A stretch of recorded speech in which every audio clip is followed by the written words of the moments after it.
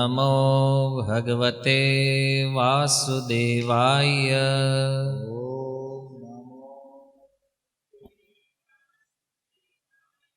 ઓમ નમો ભગવતે વાસુદેવાય.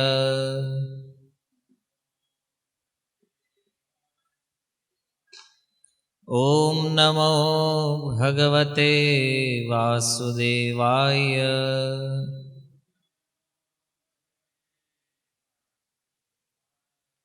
હરે કૃષ્ણ. સ્વાગતમ ઉપસ્થિત સર્વ શ્રોતાગણ, વૈષ્ણવજન, મહાનુભાવો. શ્રીમદ્ ભગવદ્ ગીતામાં ભગવાન શ્રી કૃષ્ણ કહે છે, નાસતો વિદ્યતે ભાવો ના ભાવો વિદ્યતે સત. વિશ્વમાં બે તત્વનું અસ્તિત્વ છે. એક સત વસ્તુ છે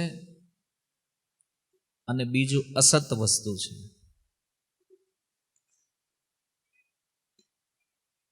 અને આ બંનેનું લક્ષણ ભગવાન બતાવે છે કે સત વસ્તુ જે છે એમાં પરિવર્તન નથી, એમાં કોઈ બદલાવ નથી. અને અસત વસ્તુ જે છે એ કન્ટિન્યુઅસ એમાં બદલાવ થતો રહે છે. અને કોઈ વ્યક્તિ આને સમજવા માગે તો એ સત્સંગ દ્વારા એનામાં વિવેક બુદ્ધિ જાગે તો આ તથ્ય તત્વ એને સમજમાં આવે. તમે જો કોઈ પણ વસ્તુ જેમાં પરિવર્તન થાય છે, આ બધું અસત કેટેગરીમાં છે. પરિવર્તન મને એમાં કોઈ પણ ચેન્જીસ, કોઈ પણ બદલાવ એમાં જે થઈ રહ્યો છે, આ બધું અસત છે. અને સત એમાં કોઈ પરિવર્તન નથી. તો તમે જો વિશ્વમાં જેટલી પણ વસ્તુ આપણને દેખાય છે, જેટલી વસ્તુઓ સાથે આપણે વ્યવહાર કરીએ છીએ, જે આપણા અનુભવમાં આવ્યું છે, આ હરેક વસ્તુ અસત છે. કારણ શું છે? એમાં પરિવર્તન છે. અને આ પરિવર્તન 6 પ્રકારના હોય. સૌથી પહેલું છે જન્મ. કોઈ વસ્તુની ઉત્પત્તિ થાય છે, જન્મ. બીજું છે વૃદ્ધિ, જન્મ થયા પછી એની વૃદ્ધિ થાય છે. ત્રીજું છે સ્થિરતા, થોડો સમય એ રહે છે. ચોથું છે એ પોતાનામાંથી કંઈક બીજી આડપેદાશો ઉત્પન્ન કરે અથવા પોતાના જેવી બીજી વસ્તુઓને ઉત્પન્ન કરે.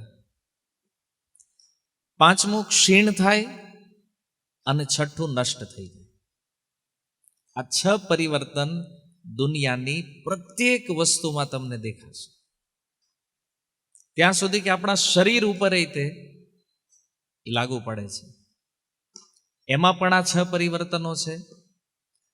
અને સમસ્યા એ છે કે આપણે આને સમજતા નથી, આપણે આનો અનુભવ નથી કરતા. ક્યારે જન્મ થયો છે, આપણે મોટા થયા છીએ, અત્યારે બધા ઉંમરની અલગ અલગ અવસ્થાઓમાં છીએ,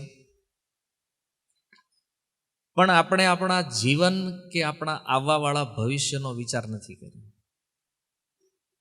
અને એટલા માટે આ બધું અનુભવમાં હોવા છતાં આપણે આને સમજતા નથી. આ મોટી સમસ્યા છે. ઘણીવાર સત્સંગના નામથી જ આપણે દૂર ભાગતા હોઈએ છીએ. કારણ કે ભૌતિક પદ પ્રતિષ્ઠાઓના કારણે ઘણીવાર આપણે એવું માનતા હોય કે આ સત્સંગ, ભજન, આ બધું આપણા કામનું નથી. એને આપણે આની શું જરૂર છે? આપણી પાસે તો મોટો બિઝનેસ છે, બેંક બેલેન્સ છે, મસ્ત મોટો પરિવાર છે, હે ને? એક હાથ પાડીએ તો 1000 માણા ઊભું રહી જાય છે. આપણે આ બધાની જરૂર શું છે? એનું ભજન શું કામ કરવું જોઈએ? સત્સંગમાં શું કામ જવું જોઈએ? આ તો કંઈક દુઃખી હોય અને કાંઈ કામ ન હોય, નવરા હોય, એ બધા આ લોકો કરતા હોય આવું બધું સત્સંગને. આવી આપણી માન્યતા છે. પણ ગોસ્વામી તુલસીદાસજી કહે છે, બિનુ સત્સંગ વિવેક ન હોય, રામ કૃપા બિનુ સુલભ ન સોય. જ્યાં સુધી કોઈ વ્યક્તિ સત્સંગમાં ન આવે ત્યાં સુધી એનામાં વિવેક ન આવે. અને વિવેક શું છે?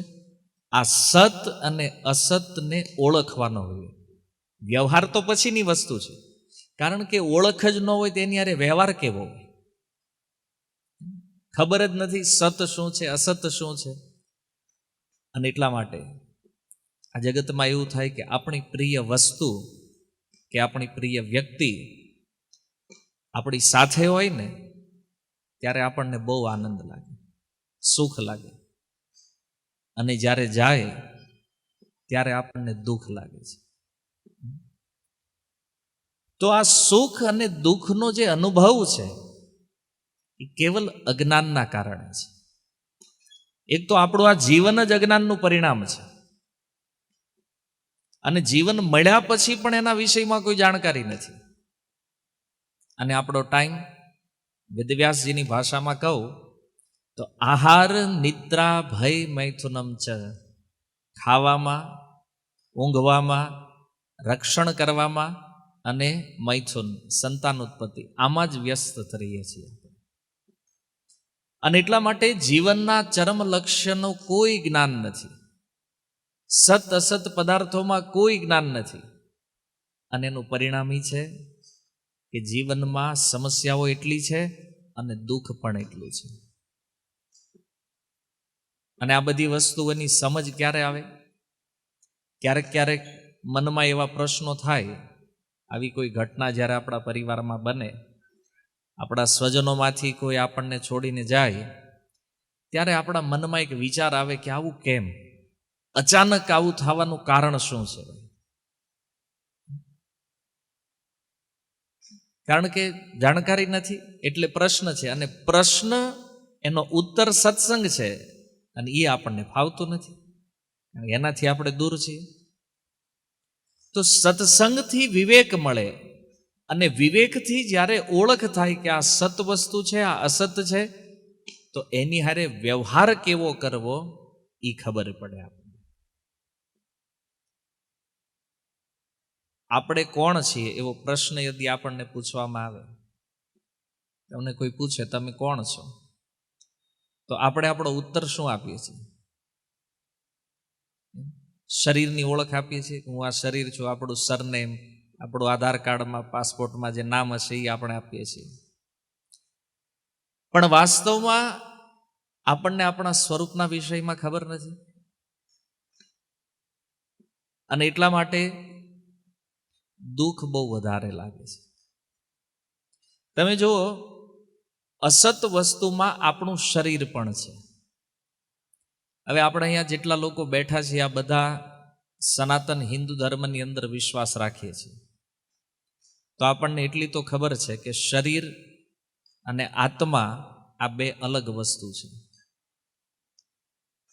જે સત તત્વ ગીતામાં ભગવાન કહે છે 16 નંબર અધ્યાય 2માં, એ સત વસ્તુ આત્મા છે, અને આત્મા જે છે ને એ આપણું ઓરિજિનલ સ્વરૂપ છે, આપણું મૂળ રૂપ છે.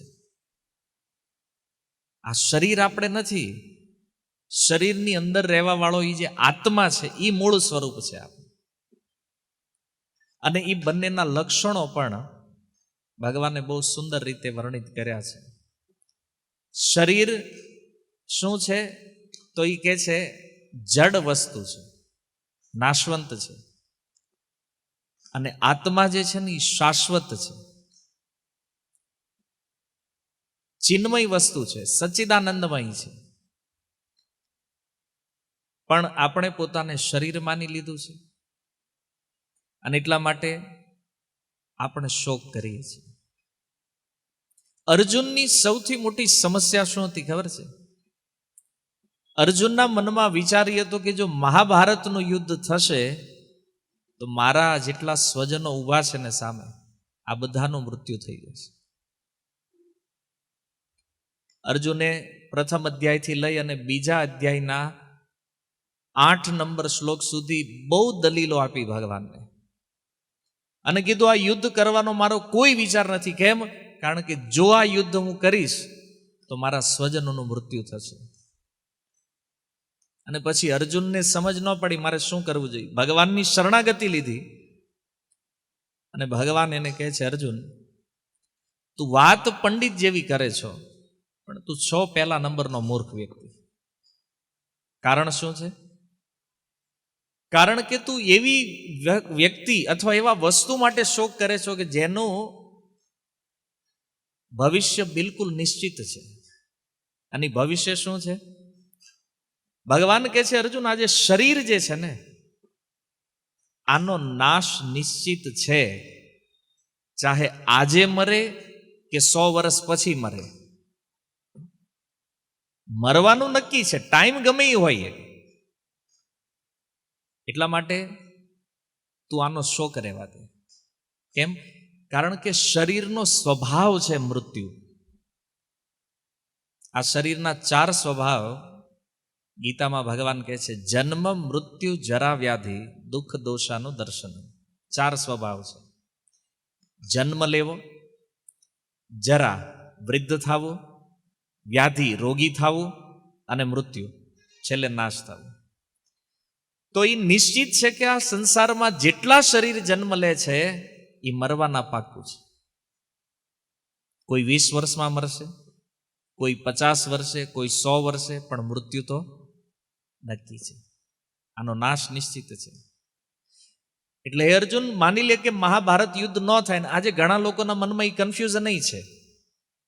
ઘણા લોકો એવું કહે છે કે ભાઈ અર્જુનને લડવું નહોતું, ભગવાને મહાભારતમાં ભગવદ્ ગીતા કહીને અર્જુનને પ્રેરિત કર્યો યુદ્ધ કરવા માટે. જો યુદ્ધને અને કૃષ્ણને કાંઈ લેવા દેવા નથી. ભગવાન એ સમજાવી રહે છે કે અર્જુન યુદ્ધ નહીં થાય તોય આનું મૃત્યુ તો થવાનું. અને એવી એક કલ્પના કરો તમે કે માની લો 5000 વર્ષ પૂર્વે એ મહાભારત યુદ્ધ ન થયું હોત તો એ મહાભારતના જે પાત્રોનો ઉલ્લેખ છે આજ સુધી જીવિત હોત? અથવા છે કોઈ વ્યક્તિ જે 5000 વર્ષથી અત્યાર સુધી જીવિત હોય એવું છે? કંઈ નથી. શું કામ નથી?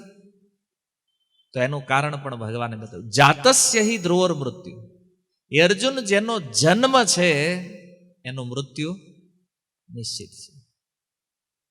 કોનું એ નથી બતાવ્યું. એક ઉખાણા ટાઈપ એક શ્લોક ભગવાને મૂક્યો છે, જેનો જન્મ થશે એનું મૃત્યુ થશે.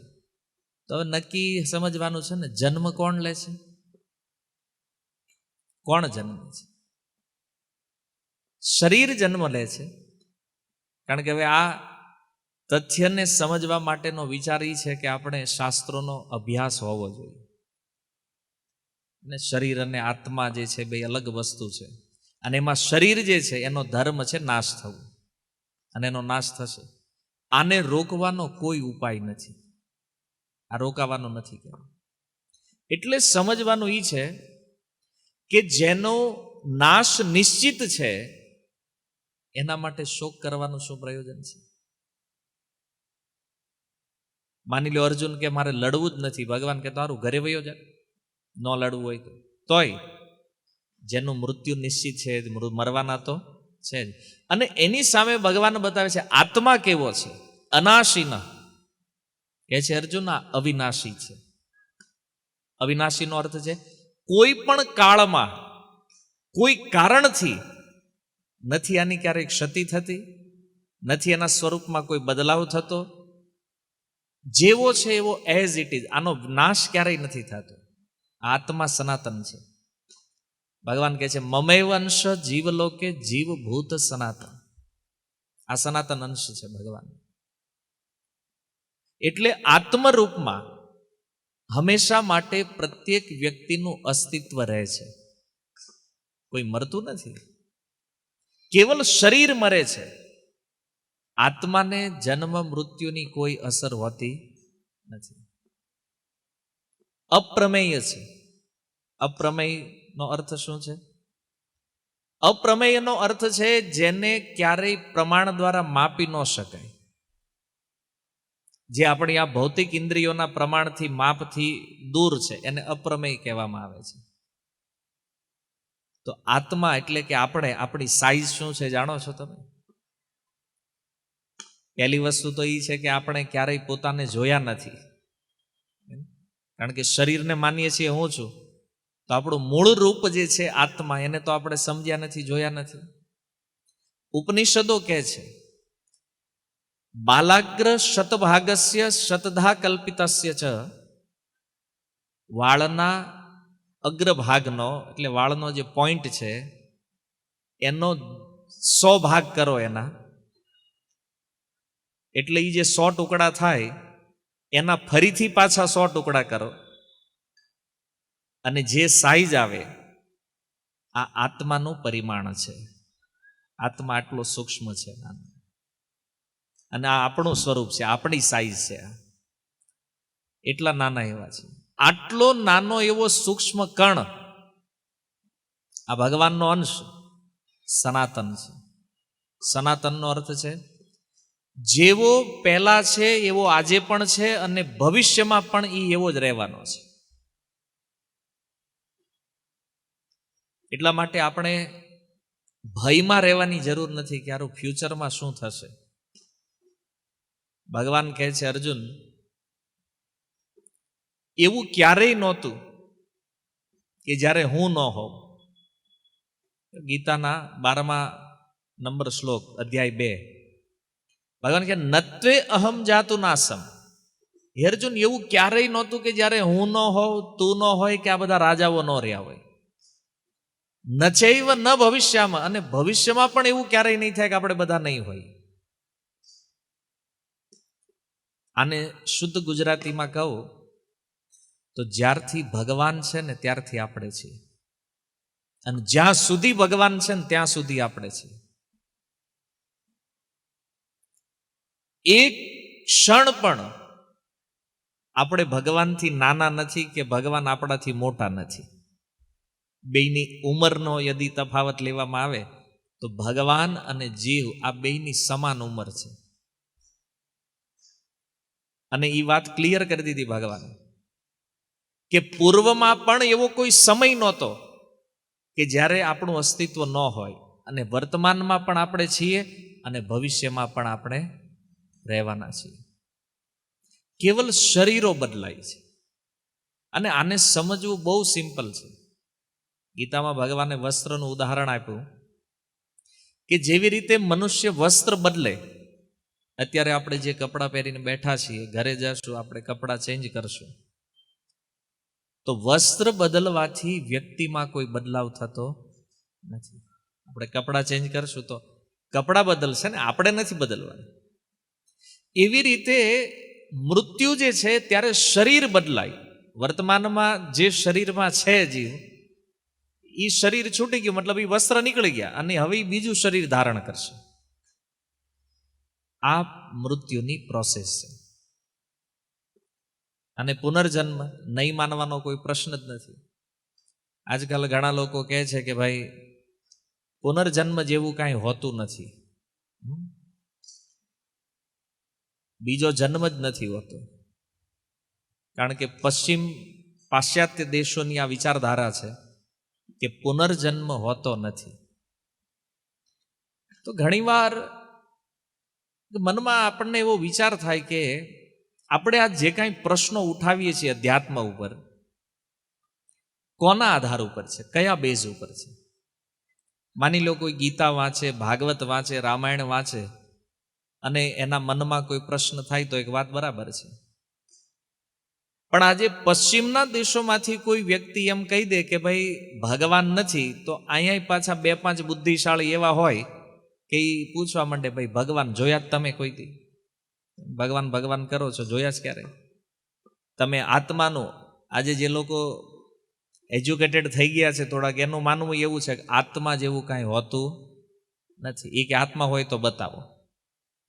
હરેક વસ્તુનું એક પ્રમાણ જોઈએ છે લોકો, હે ને ભાઈ? આત્મા છે તો એનું પ્રમાણ શું છે? આવો પ્રશ્ન થાય. અને એ લોકો પ્રમાણ માગે છે કે તમે કહો છો આત્મા છે તો એનું પ્રમાણ આપો. જો પહેલા ગીતામાં ભગવાન કહે છે આત્મા અપ્રમેય તત્વ છે. અપ્રમેય, જેનું પ્રમાણ હોતું નથી. તો એને જાણવો કેમ? પ્રમાણ નથી. કે છે શ્રદ્ધા. સાધુ અને શાસ્ત્રમાં શ્રદ્ધા હોય તો આને સમજી શકે, બાકી એનું પ્રમાણ તો છે નહીં.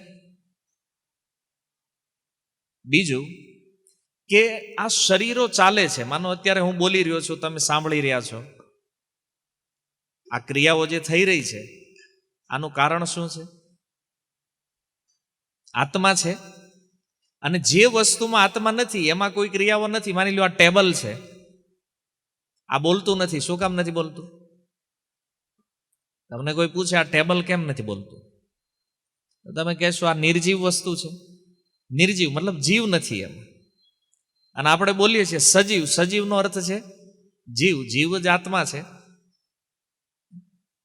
તો જો ભારતીય દર્શનની અંદર કોઈ કન્ફ્યુઝન નથી, પણ વિદેશની અંદર પશ્ચિમના દેશોમાં રહેવાવાળા જે લોકો છે એને શાસ્ત્રનો કોઈ અનુભવ નથી, કોઈ એક્સપિરિયન્સ નથી, અને અહીંયા સુધી એની બુદ્ધિ કદાચ પહોંચી નથી. અને એટલા માટે એ લોકો કોઈ પણ પ્રશ્ન ઉઠાવે, માની લો એ કહી દે કે ભાઈ આત્મા જેવું કાંઈ નથી, અમે પુનર્જન્મને માનતા નથી. કોઈ વૈજ્ઞાનિકે આવીને કહી દીધું કે ભાઈ અમે પુનર્જન્મને નથી માનતા. એટલે અહીં ભારતમાં તે અમુક મૂર્ખ્યાઓ શરૂ પડી જાય પછી એને પુનર્જન્મ જેવું કાંઈ હોતું નથી. અરે ભાઈ કોઈ તથ્ય છે, કોઈ તર્ક છે, કોઈ આધાર છે? નથી. શાસ્ત્રમાં છે. શાસ્ત્રમાં ભગવાન કીધું જાતસ્ય હિ ધ્રુવર મૃત્યુ. હે અર્જુન, જેનો જન્મ છે એનું મૃત્યુ છે. ધ્રુવમ જન્મ મૃતસ્ય છે. અને જેનું મૃત્યુ થાય ને એનો પાછો જન્મ પણ છે. આપણે સ્વીકારવું પડશે. પણ જો આપણી માનસિક સ્થિતિ એટલી બધી ડાઉન છે કે આપણે અધ્યાત્મમાં કાંઈ ચેલેન્જ પણ કરીએ છીએ એ પણ કોઈકના ભરોસે, કોઈકના વિશ્વાસ ઉપર. એમ ના ભાઈ ફલાણો વૈજ્ઞાનિક છે એણે એમ કીધું કે આવું ન હોય, ભગવાન નથી એટલે અમે નથી માનતા. તો તમને વિજ્ઞાન ઉપર એટલો ભરોસો છે તો વેદવ્યાસજી ઉપર કેમ નથી ભાઈ? એણે તો સચોટ જ્ઞાન આપ્યું છે, પ્રમાણિત જ્ઞાન છે. અને એવા વૈજ્ઞાનિક જેને તમે ક્યારેય જોયા નથી, જેને તમે ક્યારેય મળ્યા નથી, કોઈ પ્રમાણ નથી, છતાં એની ઉપર એટલો ભરોસો. જ્યારે શાસ્ત્રોની અંદર ક્લિયર પ્રમાણ છે. ભલે આત્માને આપણે નથી જોયું, પણ એ ઋષિમુનિ જેણે સાધના કરી છે, જેણે તપસ્યાઓ કરી છે, એણે તો જોયો છે ને એ આત્માને. અને એણે જોયો છે એટલે એણે વર્ણન કર્યું છે કે આવો છે. આ પ્રમાણ છે. પણ આપણે કોઈ માની લો કે તમે કોઈ વૈજ્ઞાનિક છે, એક્ઝામ્પલ લઈ, આઇન્સ્ટાઈનનું એક્ઝામ્પલ લઈ લઈએ. હવે ઘણા લોકોને આપણે કહીએ કે આઇન્સ્ટાઈનનો સ્પેલિંગ લખો તો એ નહીં આવડતો, પણ તોય આઇન્સ્ટાઈનની વાત તો કે હા એ બરાબર છે, એ જે બોલે એ ઓકે જ હોય, એને ક્યારેય પ્રશ્ન નથી ઉઠાવતા એને. પણ અહીંયા સાક્ષાત ભગવત સ્વરૂપ વેદવ્યાસજીએ કોઈ જ્ઞાન આપ્યું છે તો એમાં સંદેહ છે, એમાં પ્રશ્ન છે. આપણે કહીએ પુનર્જન્મમાં માનો તો કે ના એવું બધું અમે નથી માનતા. આત્માને માનો છો તો કે ના અમે ભૂત પ્રેતમાં માનતા જ નથી. એ ભૂત પ્રેત બીજું કોઈ નથી, આપણે જ છીએ.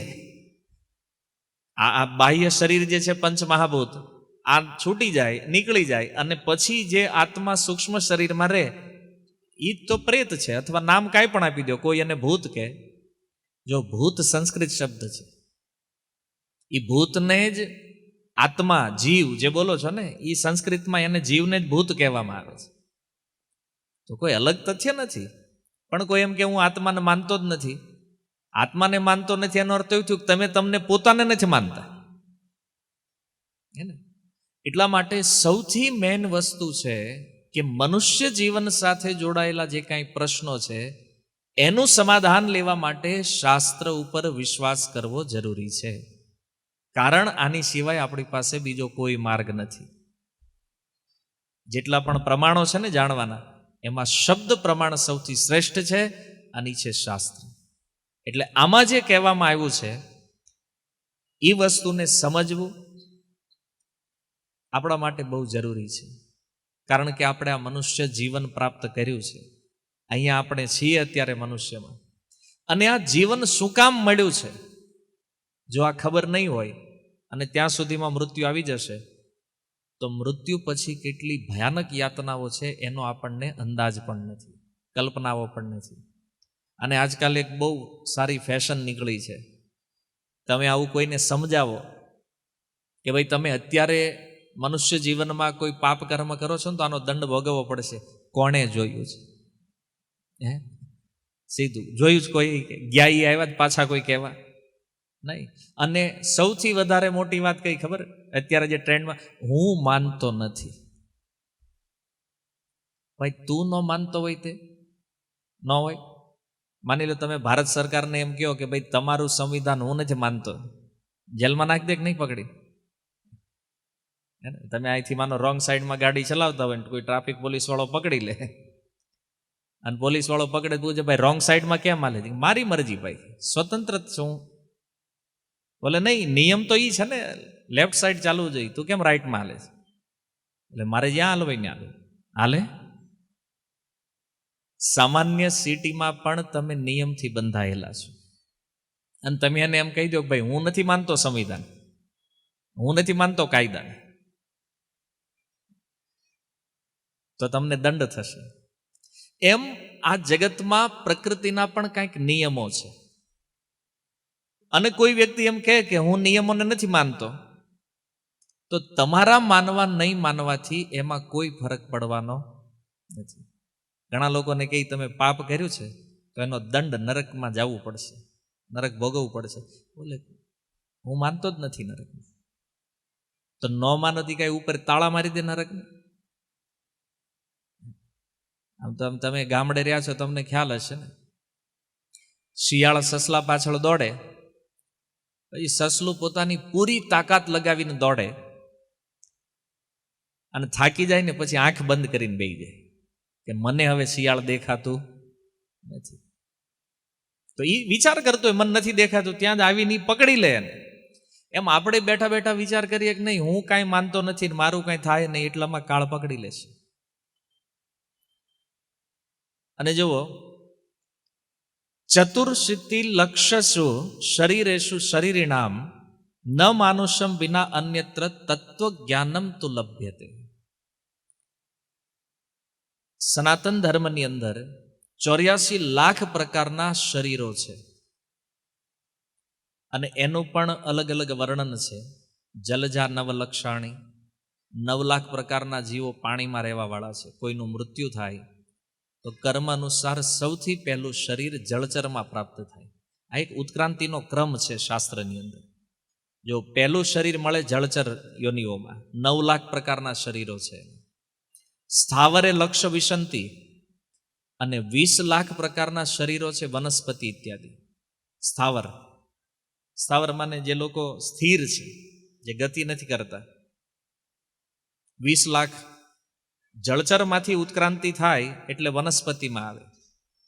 અને 11 લાખની સંખ્યા છે ક્રિમીઓની. આજે બધા કીડા મકોડા ઇત્યાદિ જીવ જંતુઓ છે, 11 લાખ. એમાંથી ઉત્ક્રાંતિ થાય એટલે પક્ષીઓના શરીર પ્રાપ્ત થાય. પક્ષીઓના શરીર છે 10 લાખ. 10 લાખ પક્ષીઓ છે આકાશમાં ઉડવાવાળા. અને એમાંથી ઉત્ક્રાંતિ થાય ત્યારે આત્મા પ્રવેશ કરે પશુઓના શરીરમાં. પશુઓનું શરીર મળે, અને પશુઓના શરીર છે 30 લાખ.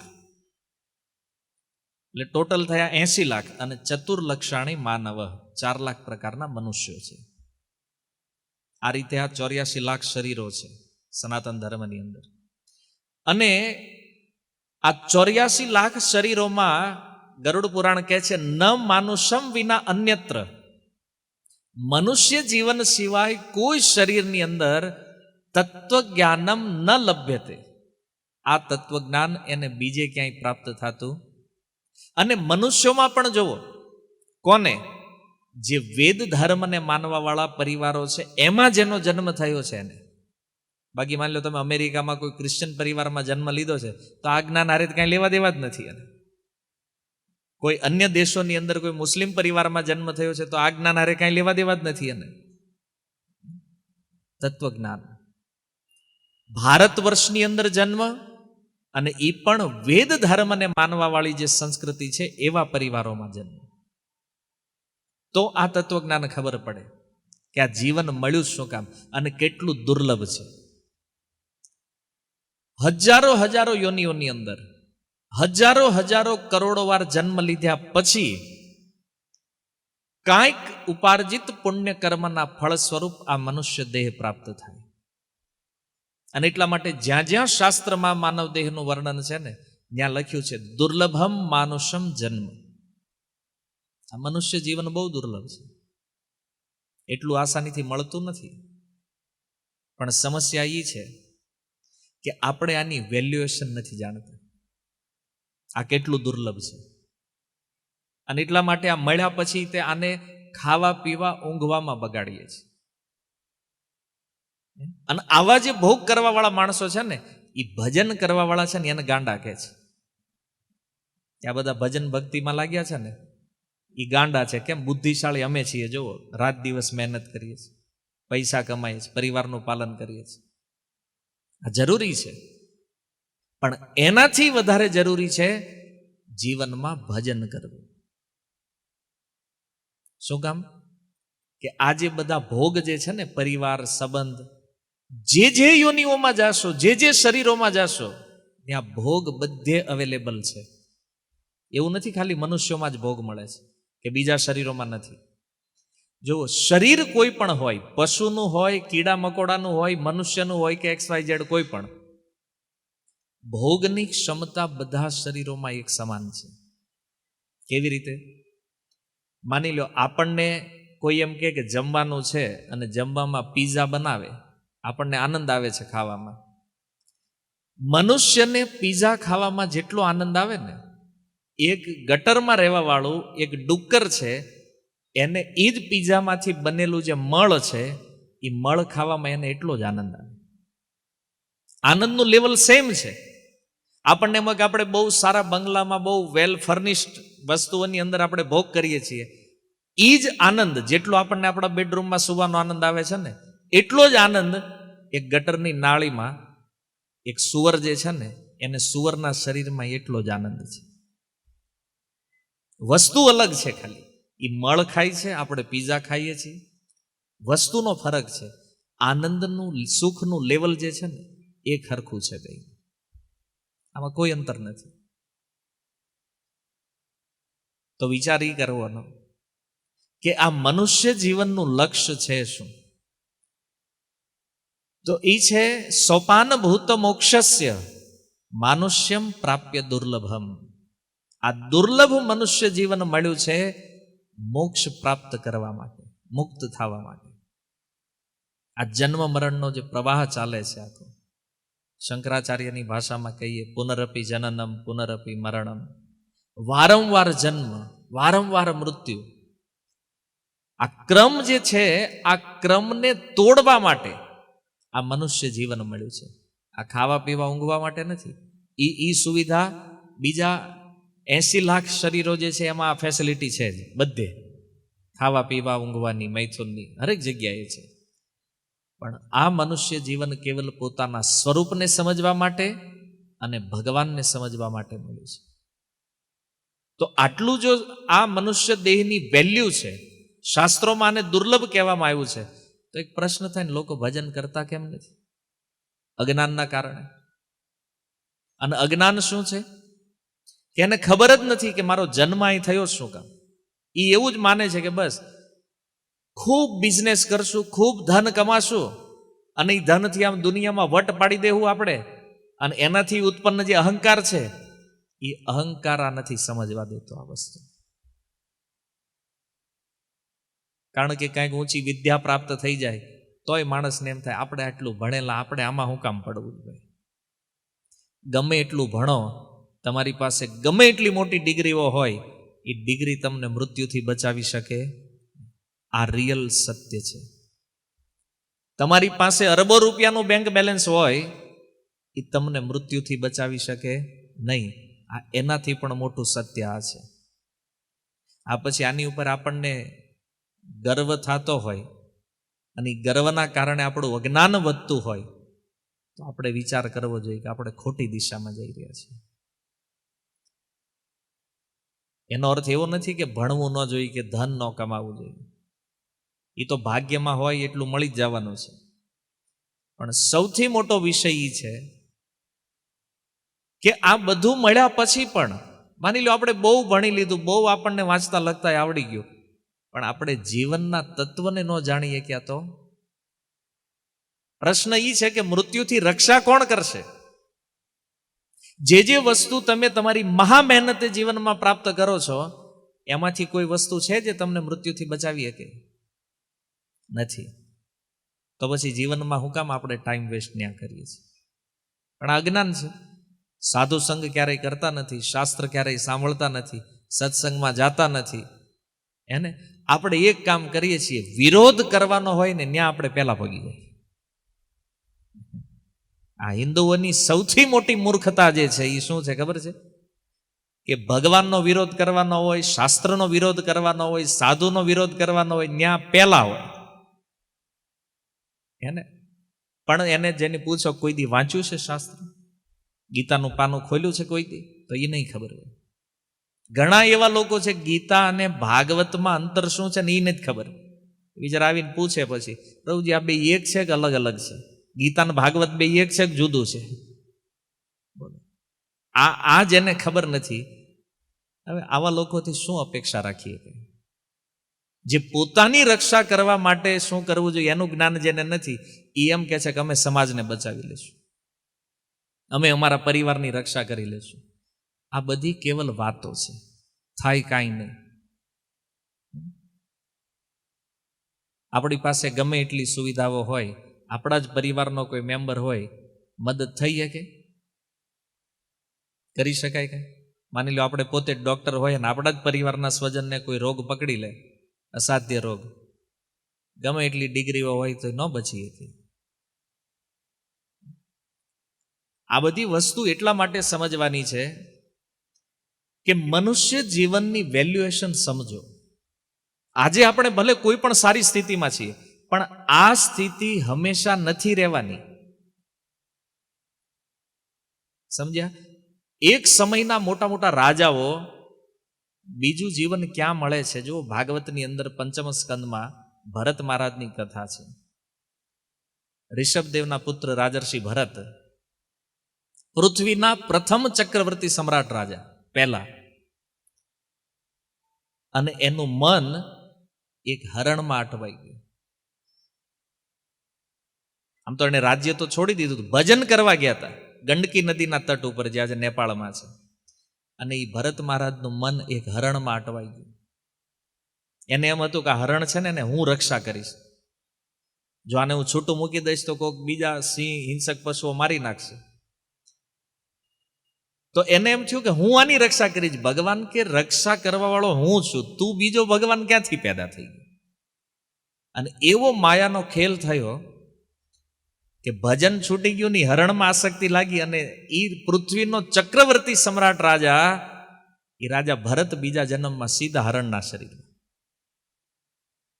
બોલો, આખી પૃથ્વી જેના નામ ઉપર હતી એને જો પશુ શરીર મળી જતું હોય તો આપણે આ 2 BHK 3 BHK 4 BHK વાળાનું શું થાય ખબર છે કઈ?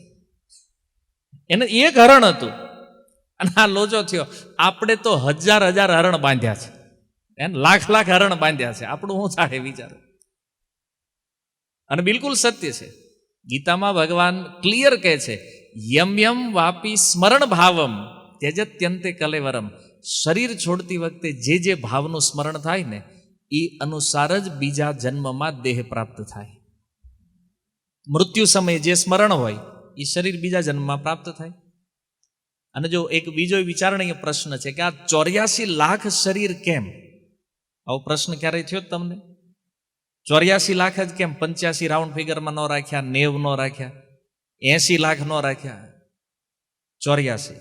મૃત્યુ સમયે જીવની જે ઈચ્છાઓ છે એ 84 લાખ પ્રકારની ઈચ્છાઓમાંથી જ કોઈ એક હોય. અને જેવી ઈચ્છા એવો દેહ, એવું શરીર. તો હવે પ્રશ્ન એ થાય ને કે મૃત્યુ સમયે સ્મરણ, ઈચ્છા કેવી થાય? તો આખું જીવન જે કામ કર્યું હોય ને એ છેલ્લે મૃત્યુ સમયે સ્મરણ થાય. માની લો કોઈ વ્યક્તિને એમ હોય કે આપણે બહુ મહેનત કરવી છે, બહુ કામ કરવું છે, અમુક કામના શોખીન હોય, હવે એને નિવૃત્ત કરી દીધું કે નવરા નવરા મજા નથી આવતી, કામનો ભાવ જે બહુ. તો ભગવાન કે આ મનુષ્ય જીવન છે ને એ કામ કરવા માટે નથી મળ્યું, આ તો ભજન કરી આત્મ સાક્ષાત્કાર કરવા માટે છે, મુક્તિ પ્રાપ્ત કરવા માટે. કામ કરવું તો એક કામ કરે, ગધેડાનું શરીર આપવાનું, કારણ કે એમાં કામ સારું થાય, કામ સિવાય બીજું કાંઈ કામ જ નહીં. કોકને ખાવામાં રુચિ વધારે હોય અને ગમે ત્યારે તમે ખાવા માટે ઇન્વાઇટ કરો, ઓકે જ હોય. ભગવાન કે આ મનુષ્ય શરીર ખાવા માટે નથી, તો એ કે કામ આને હાથીના શરીરમાં નાખો, ભલે ખાય ટન ઓઢે વગર ફેક્ટરી. તમે જો હાથીનું ખાવાનું મિનિમમ 1 થી 1.5 ટન હોય, 1 ટક, તો સાંભળ્યું કોઈ દી તમે ક્યાંય ફેક્ટરી નાખી હાથી હોય ક્યાંય? મલયાલમના જંગલોમાં છે હાથી બહુ, ફેક્ટરીઓ નાખી એવું કાંઈ ક્યારેય નથી. ઉપાધિ આ 4 રોટલી વાળાને જ છે. 1 ટકે 4 થી વધારે નહીં ખાતા હોય, 5 ખાઈ લેતા હોય તો બહુ સારું, પણ આનથી વધારે માની લો તમારી પાસે ગમે એટલી સંપત્તિ હોય, તમારો ભોગ જે છે ને એ લિમિટેડ છે. આપણે એમ કહીએ કે અંબાણી પાસે પૈસા છે, નો ડાઉટ, સારું છે ભાઈ, છે તો હવે એ શું ખાતો છે? રોટલી જ ખાય ને. માની લો ઘી ઘઉંમાંથી આપણે રોટલી ખાઈ, કદાચ બ્રેડ ખાતા હોય, ગમે મૂળ છે તો ઘઉંની આઈટમ, પણ વજન આપણે 500 ગ્રામ ખાઈ તો 500 ગ્રામ જ ખાઈએ. કૂવા માટેનો બેડ, ભાઈ એણે ભલે 24 માળનું મકાન બનાવ્યું છે, પણ એ 6 ફૂટની જગ્યા જોઈ હુવાટ, એ કઈ 24 માળમાં આળોટતા ન હોય. લિમિટેશન છે ને ભોગની. એવું નથી કે આપણે 10 ગુલાબજામુન ખાઈ શકતા હોય 100 ખાતા હોય, આપણે 10 ખાઈ 10 જ ખાઈએ. તો મનુષ્ય શરીરમાં ભોગની કેપેસિટી એક સમાન છે બધી જગ્યાએ, પણ આપણે આ વિષયને સમજતા નથી કે આપણી જરૂરિયાત બહુ ઓછી છે અને આપણું કામ બહુ વધારે છે. એટલે જીવનનો મોટા ભાગનો સમય જે છે ને એ આમાં વયો જાય છે, આ ખાવાની ને પેટ ભરવાની ચિંતામાં. તારું થશે શું ભવિષ્યમાં? કાંઈ થવાનું નથી. અને આપણે બહુ મોટા વેમમાં જીવીએ છીએ, મારું શું થાય? કાંઈ ન થાય. આજે આપણને એમ હોય કે હું છું એટલે બધું હાલે છે. આજ રાતે હોઈ ગયા ને કાલે સવારે આંખ ન ખુલી તો આ પૃથ્વી ઉપર કાંઈ વહીવટ અટકી જાય? અટકવાનું જ કાંઈ. ખાલી વેમમાં છીએ આપણે કે હું છું ને એટલે હાલે. આપણે નહોતા ને જ્યારે અહીંયા, ત્યારે અહીંયા બધું બહુ સુવ્યવસ્થિત ચાલતું હતું. આપણે આવ્યા એટલે કદાચ કંઈક ગડબડ થઈ હશે, અને આપણે નહીં હોય ને તોય આ બધું વ્યવસ્થિત જ હાલવાનું છે. એટલે એ ભ્રમમાં રહેવાની જરૂર નથી કે હું છું. ઘણીવાર એવું બને છે કે કોઈ વ્યક્તિ એવું માનતા હોય કે હું છું પરિવારમાં એટલે હાલે છે, અને એ વ્યક્તિ વયો જાય ને પછી પરિવાર વધારે સુખી થઈ ગયો. આવા દાખલા સમાજમાં જોયા છે તમે. એટલે કહેવાનો અર્થ એ છે કે મનુષ્ય જીવનનો વધારેમાં વધારે સમય આ તત્વજ્ઞાનને સમજવામાં આપવો જોઈએ, આ જ્ઞાનને જાણવામાં. બાકી જે કાંઈ પ્રવૃત્તિઓ છે આપણી આસપાસ, આ બધું ચાલવાનું છે. પહેલાં પણ હતું, આજે પણ છે, અને ભવિષ્યમાં પણ રહેવાનું છે. આના માટે બહુ દુઃખી થવાની જરૂર નથી. અસલી દુઃખ આ છે, મુક્તિ કઈ રીતે થાય. મનુષ્ય જીવન તો મળી ગયું છે, અને આ મનુષ્ય જીવન જે છે એનો સૌથી મોટો લાભ એ છે કે ભગવાનના વિષયમાં જિજ્ઞાસા, તત્વજ્ઞાન પ્રાપ્ત કરવાની જિજ્ઞાસા કેવલ મનુષ્ય કરી શકે, અન્ય ક્યાંય નથી. માની લો પશુઓમાં તમે કોઈ કૂતરાને કે ગધેડાને પૂછો કે ભાઈ તમને આમાં કાંઈ વાંધો છે કે કમ્ફર્ટેબલ છો? એને કોઈ તકલીફ નથી, કે બધું રેડી છે. એ ક્યારેય પ્રશ્ન નહીં કરે કે અમને શા માટે કૂતરો બનાવવામાં આવ્યો છે, કે અમને શા માટે આ ગધેડાનું શરીર મળ્યું છે. પ્રશ્ન નહીં કરે. જિજ્ઞાસા કેવલ મનુષ્ય કરી શકે, અને એનો ઉત્તર પણ એ પ્રાપ્ત કરી શકે છે. અને એટલા માટે મનુષ્ય જીવન પૂરું થાય એ પહેલા આપણે આપણો ઉદ્ધાર કરવો જરૂરી છે. જ્યાં સુધી આને આપણે સમજશું નહીં ત્યાં સુધી તો સંસારમાં આપણે ઉલઝેલા રહેવાના છીએ. આપણો એક જે મોટો પ્રશ્ન છે કે અમારી પાસે સમય નથી. સમય તો બધા પાસે એક હરખો છે 24 કલાક. એમાંથી આ સમય કાઢવો પડશે પોતાના માટે. આજ સુધી આપણે જીવ્યા છીએ અન્ય જીવો માટે, અન્ય લોકો માટે, અને કન્ફર્મ આપણને જાણકારી છે કે એ લોકો જેના માટે આપણે જીવ્યા છીએ, જેના માટે આપણે રહ્યા છીએ, એ મૃત્યુથી આપણી કોઈ સહાયતા કરીએ કે એમ નથી. તમને સાંભળવામાં થોડુંક કડવું લાગતું હોય, તમને થોડુંક ડિસ્ટર્બન્સ વાળું લાગતું હોય, પણ વાસ્તવિકતા જ છે. આપણે સંસારમાં બહુ મોટી મોટી ઓળખાણો બનાવી કે ક્યારેક આમ તકલીફ પડે ને તો કામ લાગે, ઓળખાણ મોટી હોવી જોઈએ. પણ મૃત્યુ સમયે કોઈની ઓળખાણ કામ લાગતી, અને જેની લાગે છે એની યારે આપણે કરવી નથી. ભગવાનની ઓળખાણ કામ લાગે મૃત્યુ સમયે, પણ એની યારે તો આપણે વાંધો છે. કહેવાનો અર્થ એ છે કે જન્મ મૃત્યુ જરા વ્યાધિના દુઃખને આપણે જે રીતે સહન કરી રહ્યા છીએ, તો એવું નથી કે આમાંથી મુક્ત થવાનો કોઈ ઉપાય નથી. આનો ઉપાય છે, પણ એ જાણવામાં આપણે ઇન્ટરેસ્ટેડ નથી. જો મનુષ્ય જીવનનું એક તો આયુષ્ય બહુ ઓછું છે. પહેલાના સમયમાં તો લોકો જીવતા હતા વધારે, પણ આ કળિયુગમાં માની લઈએ કે શાસ્ત્ર કહે છે કળિયુગમાં માણસ 100 વર્ષ જીવે. એ 100 માંથી માની લો કોઈ વ્યક્તિને ઊંઘ અને આળસ તો 12 કલાક તો એમાં વયા જાય. 12 કલાક એ ઊંઘ અને આળસનો સમય કોઈ ગણે તો અડધું જીવન, 50% જીવન ખાલી હુવામાં વયું ગયું છે. અને થોડું કાંઈક વધ્યું હોય એ 20 વર્ષ સુધી તો કાંઈ ખબર ન હોય, નાના થઈને મોટા થઈને ભણવીને વ્યવહાર કેમ કરવાનો, આમાં આ બધું સમજવામાં 20-25 વર્ષ વયા જાય. હે ને? પછી સેટ થવામાં લગ્ન થઈ ગયા તો કે હવે ઘર કેમ ચલાવવું, તો 30 વર્ષ એમાં જાય, 50-55 તે પગી જાય. અને પછી પાછળ શેષ ગઢા થઈ ગયા તો કે હવે કાંઈ થાય એમ નથી.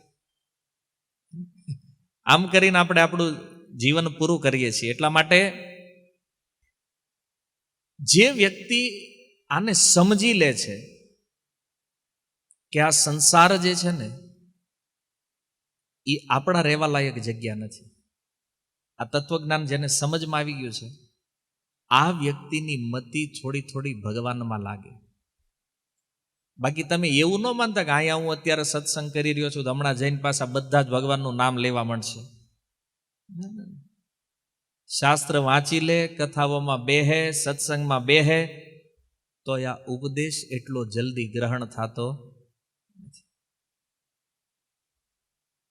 હમણાં અહીંથી આપણે જાવું તો પાછા ભૂલી જાય, અઠવાડિયા પછી પાછા હતા એમના રૂટીન લાઈફ થઈ જાય. પાછા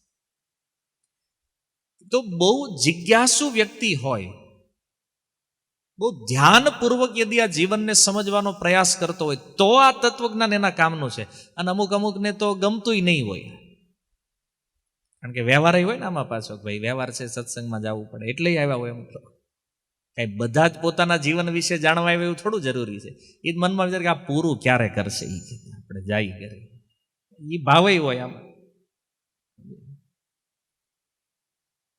એટલે મારે તમને એવું કંઈ કહેવાનું ઓલું નથી, પણ હું એ સમજાવી રહ્યો છું કે આટલું સચોટ સત્ય પણ આપણને લાગતું નથી.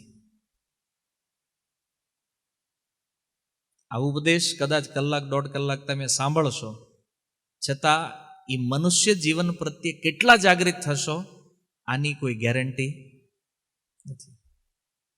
કેટલા લોકોને સતર્કતા આવશે પોતાના મૃત્યુ પ્રત્યે, આની કોઈ ગેરંટી નથી.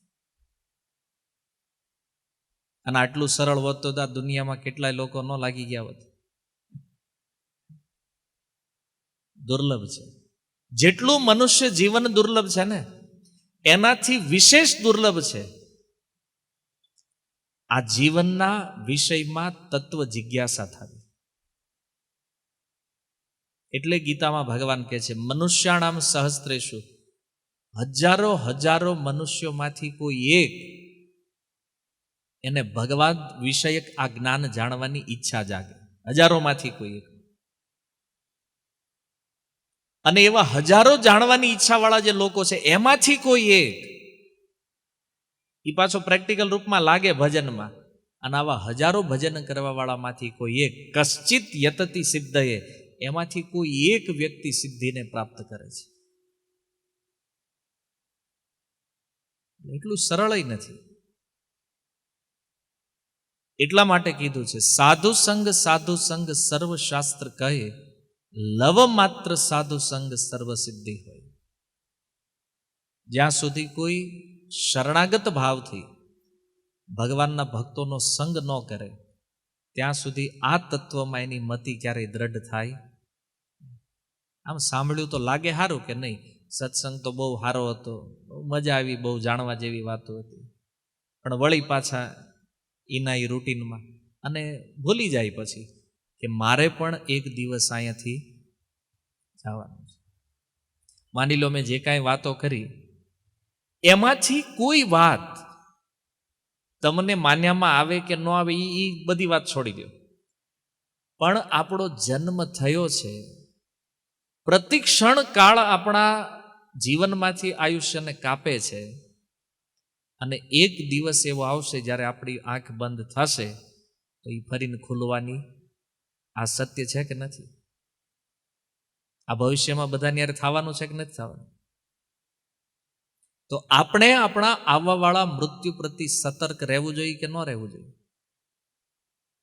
છતાં નથી. અને નહીં હોવાનું કારણ શું છે? આહાર નિદ્રા ભાઈ. આપણને એવું લાગે છે કે આ સંસાર જે છે ને એ જ આપણા માટે નિર્મિત છે અને આપણે અહીંયા જ કાર્ય કરવાનું છે. આવું નથી.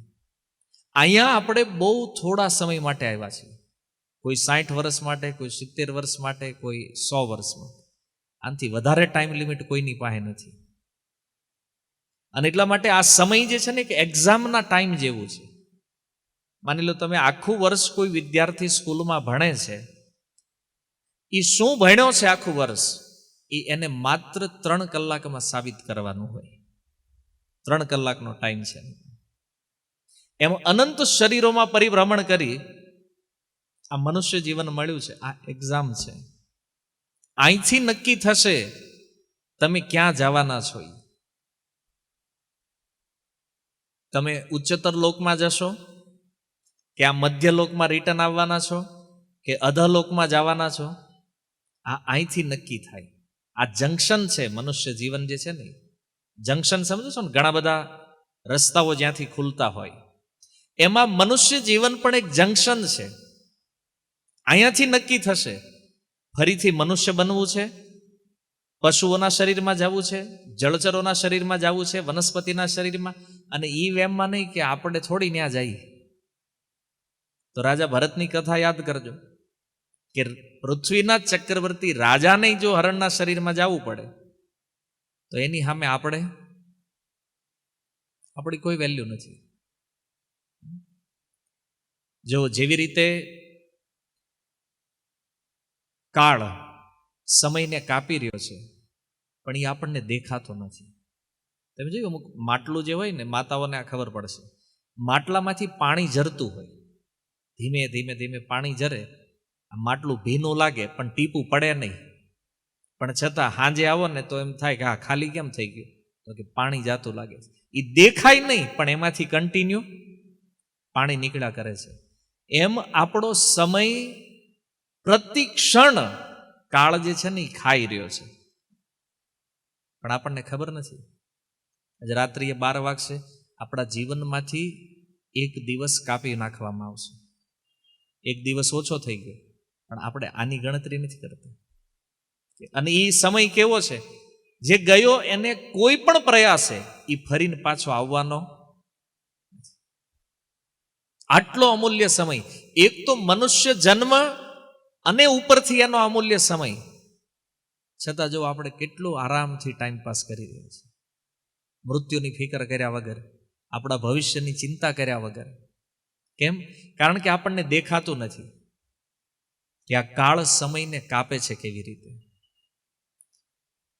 તો જે લોકો આ કાળના પ્રવાહને નથી સમજી શકતા, આ લોકો માટે યમરાજ મૃત્યુ સમયે ઉપસ્થિત થાય છે, અથવા તો એ યમરાજના જે દૂત છે, જેને યમદૂત કહેવામાં આવે છે, આ કોઈ કલ્પનાઓ નથી. શાસ્ત્રોની અંદર આ વાતો લખી છે, બિલકુલ સત્ય છે. અને માની લો કોઈ વ્યક્તિ માને કે નહીં માને, એનો કોઈ મતલબ નથી, કારણ કે મૃત્યુ સમય એક્સપિરિયન્સ તો થઈ જ જવાનો છે. શું સાચું છે, શું ખોટું છે, આ બધું. તો યમરાજજીના દૂતો આવા જીવોને પકડીને લઈ જાય છે અને એને ત્યાં દંડ આપવામાં આવે છે. જે કાંઈ પાપ કર્મ એણે અહીંયા કર્યું છે એનો દંડ એ નરકની અંદર ભોગવે છે. અને દંડ દ્વારા શુદ્ધ થયેલો જીવ અલગ અલગ શરીરોમાં ભ્રમણ કરતા કરતા, અનેક પ્રકારના દુઃખોને ધારણ કરતા કરતા ફરી પાછો ક્યારેક મનુષ્ય બને. મનુષ્ય બનીને ફરીને જો એ સમય ખાવા પીવા ઊંઘવામાં નષ્ટ કરી દીધો, તો મેં કીધું એમ આ એક એક્ઝામ છે મનુષ્ય જીવન. પાછો એ ફેલ થઈ જશે, અને ફેલ થયો તો એ જન્મ મૃત્યુનું ચક્ર પાછું ચાલુ થશે. પુનરપી જનન, પાછો જન્મ, અને જેટલી વાર જન્મ એટલી વાર મૃત્યુ. અને એ જન્મ મનુષ્યનો જ હોય એ પાછું જરૂરી નહીં. વેરાયટી 84 લાખ પ્રકારની છે, એટલે એમાંથી કોઈ પણ શરીર પ્રાપ્ત થઈ શકે છે. કહેવાનો અર્થ એ છે કે આ સંસારની અંદર કોઈ પણ પાપ કરતા સમયે વ્યક્તિ એના પરિણામનો વિચાર નથી કરતો કે આજે અહીંયા જે પાપ થયું છે આનો દંડ મારે ક્યાંક ભોગવવાનો છે. તમે અહીંયા સરકારને ઉલ્લુ બનાવી દો, કોર્ટને ઉલ્લુ બનાવી દો, અહીંયા બધું હાલે, પણ મૃત્યુને કોઈ ઉલ્લુ બનાવી શકતું નથી. આપણા પાપ કર્મ અહીંયા ગમે એટલા આપણે છુપાવી દેતા હોય, ઢાંકી દેતા હોય, પણ યમરાજ પાસે કોઈ કર્મ છુપાયેલું રહેતું નથી, ત્યાં તો ભોગવવું જ પડે છે. અને એટલા માટે જે બુદ્ધિમાન વ્યક્તિ છે એ ક્યારેય આવા ભોગોમાં પોતાનો સમય નષ્ટ કરતો નથી.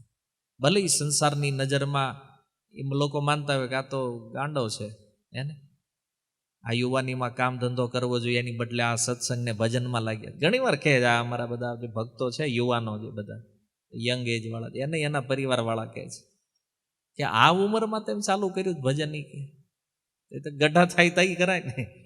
એને પાછું પૂછવું પડે તા કેટલા ગઢા કરે છે ભજનની, કયો અત્યારે જે લોકો ગઢા થઈ ગયા છે એનું ભજન ક્યાં હાલે છે તો આપણને નજર સામે જ બધા. અહીં રોડે તમે ક્યારેક નીકળો, ક્યાંક મંદિર હોય, ક્યાંક આવી બેહવાની જગ્યા હોય, તીન પત્તી રમતા હોય બેઠા બેઠા. આજે કોણ? ઈ સલાહ દેવા વાળા કે ગઢા થાવી ને તઈ ભજન કરાય. ભાઈ અત્યારે ધંધો કરે તું, ઈ સલાહ દેવા વાળા ઈ તીન પત્તી રમે ગઢા થાય. એટલે પ્રહલાદ મહારાજે ભાગવતમાં ક્લિયર કીધું છે, ભાઈ ભજન ક્યારે કરાય? ભજન કરવાની ઉંમર શું છે કે જે કૌમારમ આશ્રિત પ્રાગ્ય ધર્માન ભાગવતાની, આ કુમાર અવસ્થાથી કરવું જોઈએ, બાળપણથી. કેમ? કારણ કે આપણે નાના હોય ને બાળક જ્યારે, ત્યારે આપણને કોઈ ટેન્શન ન હોય, ઘર હાંકવાનું, કમાવાનું, આ કોઈ ચિંતા ન હોય. પ્રહલાદ મહારાજ કે આ સાચી અવસ્થા છે. તો એના જે મિત્રો હતા એણે કીધું પણ આપણે તો હજી બાળકો છીએ ને, આ તો રમવાની ઉંમર છે. યુવાન થઈ તઈ ભજન કરશું. યુવાનીમાં પત્ની અને પુત્રોનો સંગ એવો છે કે ભગવાનને યાદ આવવા દેતા નથી. અને ગઢા થાય ત્યારે કે આમાં કાંઈ વધ્યું ન હોય, આંખે દેખાતું ન હોય, પગે હલાતું ન હોય, કાને સંભળાતું ન હોય, આ હું ભજન કરવાના છે. આવી દશા છે. એટલા માટે કૌમારામાં આચરિત, જ્યારથી સમજ પડી ને ત્યારથી ભજન પ્રારંભ કરી દેવું જોઈએ. કાળ રાહ જોવે છે આપણે. બાકી રૂટીન કર્મો જે છે એ તો બધું ચાલવાનું જ છે, ધંધો, પરિવારનું પાલન, આ બધું જે કર્તવ્ય છે ભાગ્ય કર્મ અનુસાર ચાલતું રહેવાનું છે. એટલે એની બહુ ચિંતા કરવાની જરૂર નથી. ચિંતા આવવા વાળા મૃત્યુની કરો. તો સત્સંગસ્ય વિવેકસ્ય નિર્મલમ નયનદ્વયમ યસ્ય નાસ્તિ નરસોંધ કથમ ન સ્યાદ માર્ગ, કે છે સત્સંગ અને વિવેક આ બે વસ્તુ એવી છે કે આનો યદિ કોઈ વ્યક્તિ આશ્રય લે તો એ વ્યક્તિને બધું ક્લિયર દેખાશે. આ જીવનમાં શું કરવું જોઈએ, શું ન કરવું જોઈએ, કોનો સંગ કરવો જોઈએ, કોનો ન કરવો જોઈએ, આ ક્લિયર સમજ છે. અને જેની પાસે આ બે વસ્તુ નથી તો એ કહે છે યસ્ય નાસ્તિ નરહ અંધ, એ માણસ આંધળો છે. ભલે બે આંખથી જોવે છે પણ વિવેક અને સત્સંગ નથી તો એ આંધળો થઈ ગયો છે. અને એટલા માટે આવા લોકોને ખબર જ નથી કે જીવનમાં શું કરવું જોઈએ, શું ન કરવું જોઈએ. તો એક વિષય છે કે મુક્તિ થાય કેવી રીતે. ચલો આ તો બધી વાતો આપણે જાણી કે ભાઈ મનુષ્ય જીવન મળ્યું છે, આને ભોગમાં ઉપયોગ ન કરવો જોઈએ, ભજનમાં ઉપયોગ કરવો જોઈએ, એના માટે જ આ જીવન છે. તો પછી મુક્તિ થાય કેવી રીતે? કારણ કે અંતિમ વાત તો આ જ છે જાણવા લાયક. હવે આપણે અહીંથી જવાનું છે તો પછી મુક્તિનો ઉપાય શું છે? ઈ છે હરિનામ. જો ગરુડ પુરાણની અંદર સ્પષ્ટ એ વસ્તુ લખવામાં આવી છે કે કોઈ પણ જીવની મુક્તિ એના માટે કર્મકાંડનું પણ વિધાન છે, અન્ય પણ વિધિ વિધાનો બતાવ્યા છે, પણ આ બધાથી શ્રેષ્ઠ વસ્તુ છે ભગવાનના નામનું કીર્તન, ભગવાનનું નામ સંકીર્તન. તમે જુઓ કોઈ વ્યક્તિનું જ્યારે મૃત્યુ થાય છે, પરિવારના જે સભ્યો છે એની ઈચ્છા એવી હોય છે કે એને સુખ મળે, એને શાંતિ મળે, એની સદગતિ થાય, અને એના માટે ઘણા બધા પ્રયાસો પણ થતા હોય છે. ગરુડ પુરાણની અંદર 16 અધ્યાય છે જેમાં જન્મથી લઈ અને મૃત્યુ સુધી અને મૃત્યુથી લઈ અને નરક સુધી, યમરાજજીના દ્વાર સુધી જવાની જે આખી પ્રોસેસ છે, શબ્દસહ ઝીણવટપૂર્વક આ 16 અધ્યાયોની અંદર એનું વર્ણન છે. પણ એ માર્ગથી બચવું હોય, યમરાજનું દર્શન કરવું જ ન હોય અને મુક્ત થઈ અને ડાયરેક્ટ ભગવત ધામની અંદર જવું હોય કે જ્યાં કોઈ કષ્ટ નથી, કોઈ દુઃખ નથી, એ ભગવત ધામ જે મનુષ્યનું અંતિમ લક્ષ્ય છે, તો એના માટેનો ઉપાય છે ભગવાનના નામનું કીર્તન. જો તમે ભગવદ્ ગીતા વાંચશો તોય અંતિમ સાર આ નીકળવાનો છે. તમે શ્રીમદ ભાગવત વાંચશો તો ભાગવતનો પણ અંતિમ સાર જે છે, શ્રીમદ ભાગવતનો જે છેલ્લો શ્લોક છે, એમાં સુખદેવ ગોસ્વામી કહે છે નામ સંકીર્તનમ યસ્ય સર્વ પાપ પ્રણાશનમ. કોઈ વ્યક્તિએ જીવનમાં જાણતા અજાણતા કોઈ પણ પાપ કર્મ કર્યા છે અને જો એને પાપ કર્મથી મુક્ત થવું છે તો ભગવાનના નામથી વિશેષ બીજું કોઈ નથી, કોઈ સાધન જ નથી બીજું. અને જે સાધનો શાસ્ત્રોમાં વર્ણિત થયા છે ને એ આપણે કરી એકવી એમ નથી. માની લ્યો તમને કહે કે તમારે તપ કરવાનું છે, કાંઈ નથી સંભવ. આ શરીર જ અનુકૂળ નથી તપસ્યાને. યોગ, હિમાલયની અંદર કપડા વગર બરફમાં તપ કરવાનું કીધું હોય, થશે યોગ સાધના માટે? આ બધું આપણા વિચારથી પણ બહાર છે. અને દ્વાપરના અંતે ઋષિ મુનિઓને આ સમસ્યા હતી મનમાં કે આ કળયુગની અંદર આવવાવાળા જે જીવ છે, બુદ્ધિના નબળા છે, ભાગના નબળા છે, આયુષ્ય ઓછું છે, આનું કલ્યાણ થાય કેવી રીતે? તો એ હજારો ઋષિ મુનિઓએ મળી અને કળયુગની અંદર આવવાવાળા જીવોના કલ્યાણનો એક સરળ અને સચોટ માર્ગ બતાવ્યો છે. એ છે કલૌ તદ હરિ કીર્તનાદ. કળયુગની અંદર કેવલ ભગવાનના નામના કીર્તનથી જ કોઈ વ્યક્તિ આ સંસારથી મુક્ત થઈ શકે છે. જે જીવિત અહીંયા છે એ અને જે ગયા છે એ, આ બંનેની મુક્તિ ભગવાનના નામ કીર્તનથી સંભવ છે. હવે તમે કદાચ વેદ પણ વાંચી લેશો ને તો એ સાર છેલ્લે હરિનામ સંકીર્તન નીકળશે. કારણ કે કળયુગની અંદર મુક્ત થવા માટે આનાથી શ્રેષ્ઠ બીજી કોઈ વિધિ નથી. જેટલા શાસ્ત્રોનો અભ્યાસ જે જાણકાર છે એને પણ તમે પૂછશો કે કળયુગમાં સાર શું છે, તો એ ભગવાનનું નામ કીર્તન છે. આનાથી શ્રેષ્ઠ બીજી કોઈ વસ્તુ નથી. એટલે આપણે આપણો ઉદ્ધાર કરવો હોય તો પણ આશ્રય લેવા જેવી વસ્તુ ભગવાનનું નામ છે. આપણે આપણા સ્વજનનો ઉદ્ધાર કરવો છે એના માટે પણ આશ્રય હરિનામ છે. હું તમને ત્યાં સુધી કહી શકું શાસ્ત્રોના આધાર ઉપર કે તમે એક બાજુ 100 કરોડ રૂપિયાનું દાન કરો અને એક બાજુ ભગવાનના નામનું કીર્તન કરો, તો એ 100 કરોડનું દાન એ જીવને સુખ કરશે કે નહીં કરે એમાં સંશય છે, પણ ભગવાનનું નામ એને સુખ આપશે આમાં કોઈ સંદેહ નથી. આટલું શ્રેષ્ઠ છે. સુખદેવ ગોસ્વામીને પૂછવામાં આવ્યું, તમારો મત શું કહે છે? સુખદેવ ગોસ્વામી કહે છે, કરો તદ હરિ કીર્તના. શ્રીમદ ભાગવતમ સ્કંદ 12 અધ્યાય 3 શ્લોક ક્રમાંક 6. એમાં હરેક યુગનો યુગ ધર્મ બતાવ્યો છે. કૃતે યદ ધ્યાયતો વિષ્ણુ, ધ્યાનથી સતયુગમાં ભગવાનની પ્રાપ્તિ થાય છે. ત્રેતાયામ યજતો મખે, દ્વાપર યુગ ત્રેતાની અંદર યજ્ઞથી ભગવાનની પ્રાપ્તિ થાય. દ્વાપરે પરિચર્યાયામ, દ્વાપર યુગની અંદર ભગવાનના અર્ચન દ્વારા, અને કળયુગની અંદર ભગવાનના કીર્તન દ્વારા, ભગવાનના નામથી ભગવાનની પ્રાપ્તિ થાય છે. એટલે કોઈ પણ જીવ જે આ જન્મ મૃત્યુના બંધનથી મુક્ત થવાની ઈચ્છા રાખે છે એના માટે શ્રેષ્ઠ ઉપાય છે કે એ કળયુગમાં બધી વસ્તુ છોડી અને કેવલ ભગવાનના નામનો આશ્રય લે. તો હજી બીજી સમસ્યા આવશે, કયું નામ લેવું? કારણ કે આપણો કોન્સેપ્ટ એ છે ભગવાન બધાના જુદા જુદા છે, હે ને? અમુક સંપ્રદાયો છે, અમુક મત છે, બધાના પોતપોતાના ઈશ્વર છે, અને બધાની માન્યતા એવી છે કે અમે જેને માનવીને એ જ શ્રેષ્ઠ છે, બાકી બધા આના નોકર છે. આવું હાલે છે ને માર્કેટમાં અત્યારે. જે જેને માને ને એને એવું લાગે છે કે આનથી ઉપર કોઈ નથી. ભગવાન કોણ છે આનો નિર્ણય મારે તમારે નથી કરવાનો. એ નિર્ણય ઓલરેડી છે, શાસ્ત્રોમાં છે. શ્રીમદ ભાગવતમ સ્કંદ 1 અધ્યાય 3 શ્લોક ક્રમાંક 28. ક્લિયર સુત ગોસ્વામી કહે છે, એતે ચ અંશ કલાપુંસ કૃષ્ણસ્તુ ભગવાન સ્વયં. જેટલા પણ અવતારો આ સંસારમાં છે એ બધાનું મૂળ કેવલ ભગવાન કૃષ્ણ છે. કૃષ્ણથી પરે અન્ય કોઈ સત્ય નથી.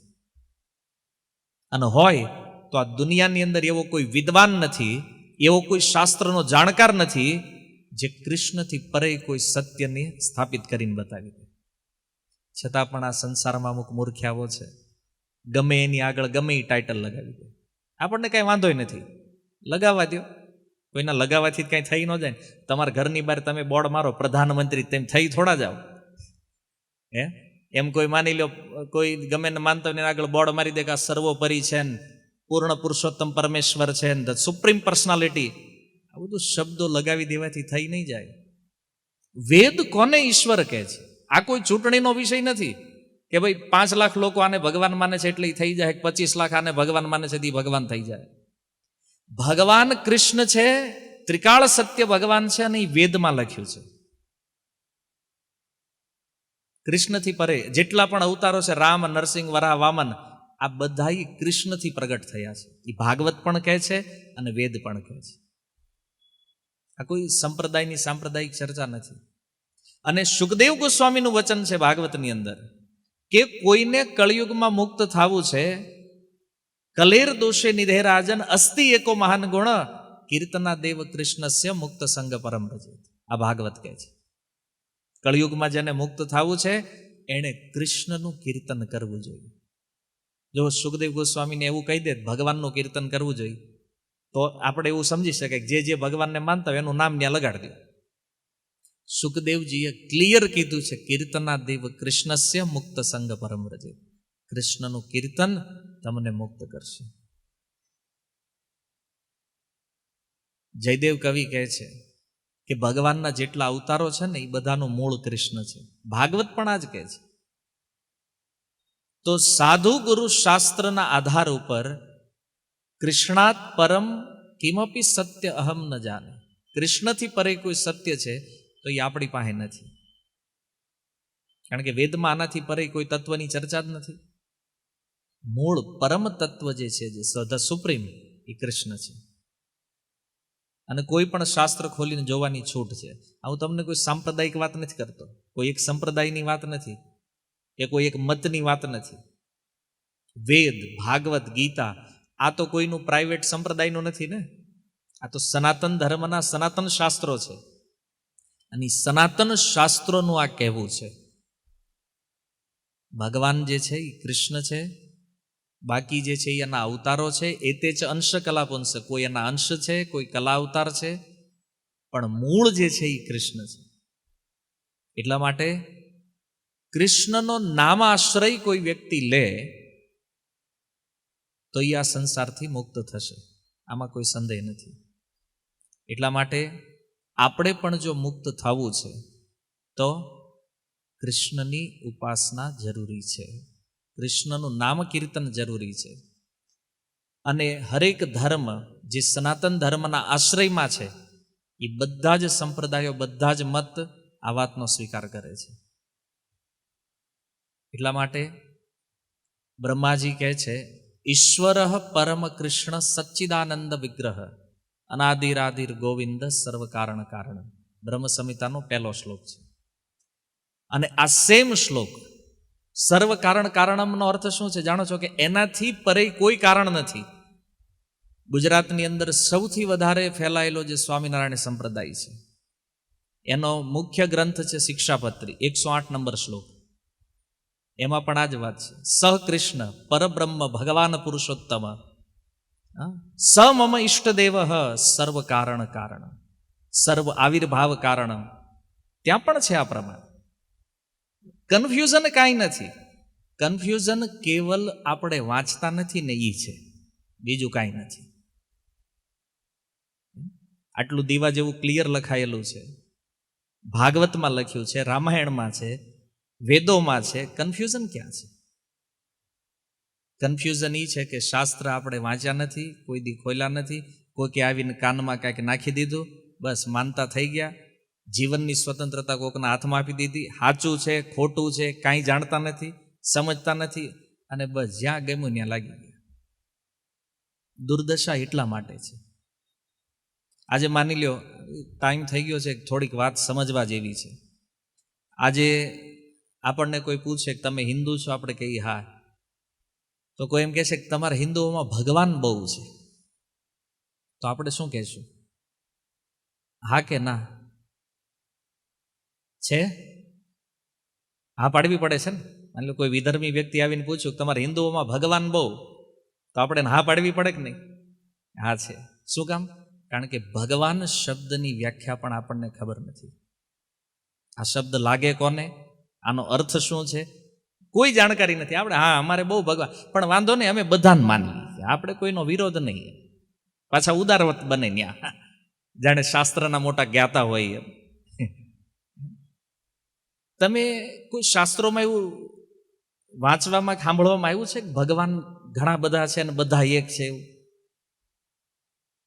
ઉપનિષદો ક્લિયર કહે છે એકો અદ્વિતીય, ભગવાન એક જ છે, એ બે છે જ નહીં. આ બધું નવું ક્યાંથી આવ્યું મેન્યુફેક્ચરિંગ ભાઈ? બધા ભગવાન છે આવું કોઈકે આપણા મનમાં નાખ્યું છે અને આપણે તે વિચાર્યા વગર આ બધું ચલાવીએ છીએ. ભગવાન બે છે એવું એક સ્ટેટમેન્ટ કે એક શ્લોક શાસ્ત્રમાં બતાવો કે તમે કહો તો રામ તો છે ને. અરે રામ બીજું કોઈ નથી, કૃષ્ણ જ રામના રૂપમાં આવ્યા છે. એ કોઈ અલગ તત્વ નથી. એ રામ જ નરસિંહ છે, એ નરસિંહ જ વામન બન્યા છે, એ વામન જ વરાહ છે. આ કોઈ અલગ નથી, એક જ તત્વના અલગ અલગ રૂપ છે. આ ઈશ્વર એક છે. એટલે હવે કોઈ મુસ્લિમ કે ક્રિશ્ચન આવીને તમને એવું કહે કે તમારામાં ભગવાન બહુ છે, કાન પકડીને કહેજો બહુ નથી, એક જ છે.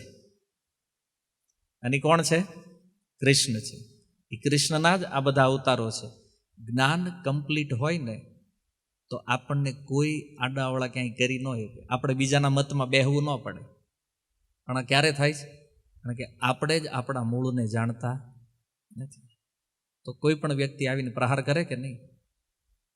એટલા માટે આપણા ભવિષ્ય માટે ઠીક છે, પણ આપણી આવવાવાળી પેઢીઓના ભવિષ્ય માટે પણ ઘરમાં ગીતા, ભાગવત અને રામાયણ કમ્પલસરી હોવું જોઈએ, જે પોતાને સનાતની માને છે. પોતે વાંચો, બાળકોને વંચાવો, આવતી પેઢીનું ભવિષ્ય આમાં સુરક્ષિત છે. બાકી તમને એ વેમ હોય કે આપણે પૈસા આપીને જાઓ, તમે તો વયા જાઓ, નજરે જોવો છો ને, અહીંયા હોય ત્યાં જ બધું જીરો થઈ જાય છે. આવું જોયું છે બધું આપણે. એટલે એ બહુ બ્રહ્મા ન રહ્યો કે વારસામાં શું આપવું છે, સંપત્તિમાં શું આપવું છે. ધર્મ અને સંસ્કૃતિ હશે તો તમારી આવવાવાળી પેઢીઓનું રક્ષણ થશે, નહીતર આને બચાવવા વાળું કોઈ નથી. અને એ વેમમાં તો રહેતા જ નહીં કે આપણું ધન બચાવી લે, બગાડશે, બચાવી નહીં શકે. એટલે શાસ્ત્રનો આશ્રય જરૂરી છે, જેનાથી જીવનના જે કાંઈ પ્રશ્નો છે, આપણા મનુષ્ય જીવનને લગતી જે કાંઈ સમસ્યાઓ છે તમારા મનમાં, એ બધું આમાં લખ્યું છે.